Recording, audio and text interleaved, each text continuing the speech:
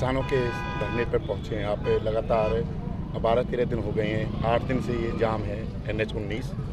क्या कहोगे इस बारे में? सरकार ने कल जो प्रस्ताव दिया उससे ठुकरा दिया किसानों ने। ये प्रस्ताव जो कल सरकार ने दिया है, इनमें तो वही मुद्दे हैं जो चर्चा में सरकार ने रखे थे मौखिक रूप से।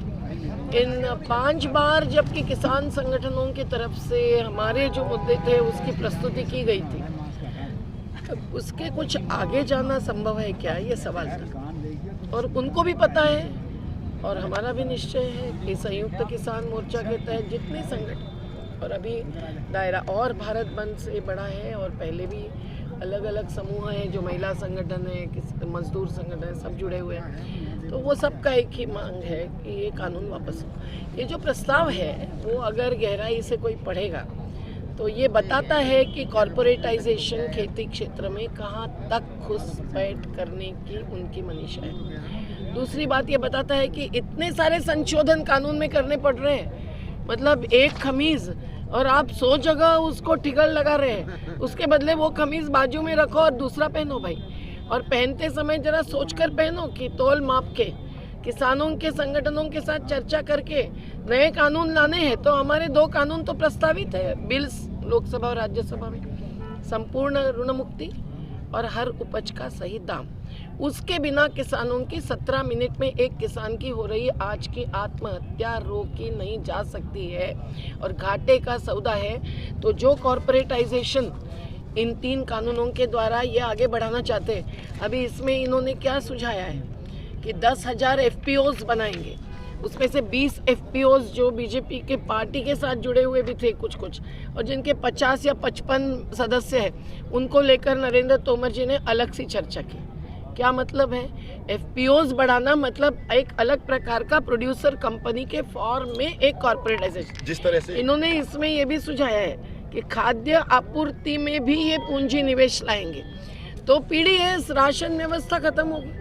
सवाल केवल किसान की भूमि बचाने का नहीं, आम जनता की अन्न सुरक्षा का भी है। जिस तरह से किसानों ने आह्वान किया है कि दिल्ली NCR को पूरी तरह से जाम किया जाएगा, जैसे NH-19 जाम है, ईद की तैयारी है 12 तारीख से जो जयपुर से दिल्ली गुड़गांव तरफ जाता है, तो क्या लगता है जिस तरह से दिल्ली NCR जाम होगा, दूध फल सब्जियों की सप्लाई बंद होगी, दबाव बनेगा सरकार पर? पता नहीं, सरकार अगर संवेदनशील है तो एक दिन में वही जवाब दे सकती है जो वो 21 दिन या और 51 दिन के बाद दे देगी। लेकिन ये सरकार न संवेदनशील है न संवादशील है, तो इसीलिए आंदोलन जीवटता के साथ चलाने बिना दूसरा रास्ता क्या है? जिन्हें मरने का सवाल है किसानों मजदूरों का और देश का भी। तो ये कितनी भी परीक्षा ले ले, कितने भी झूठे आरोप करे, कितना भी भ्रामक प्रचार करे, अब इनका प्रचार और बढ़ गया है। ये कह रहे फार्मर्स फर्स्ट। अरे वाह, किसान को अगर पहला दर्जा और स्थान सम्मान देते तो 13 दिन ठंड में बिठा दे रखते क्या? और अगर वो सम्मान होता तो अडानी अंबानी के बदले इनको कर्ज मुक्ति दे देते। ठीक। ये देखिए गांव दुष्यंत चौटाला के गांव चौटाला का बाज़ार जो बिल्कुल वीरान आपको दिखाई दे रहा है। पूरा बाज़ार, पूरे गांव के मोहल्ले की दुकानें, आज दुष्यंत चौटाला गांव के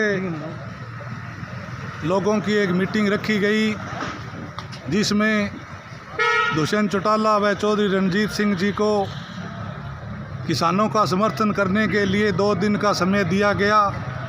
अगर समय सीमा रहते आपने लिखित में या प्रेस के माध्यम से हमें सूचित नहीं किया तो चौटाला गांव आपका बहिष्कार करेगा।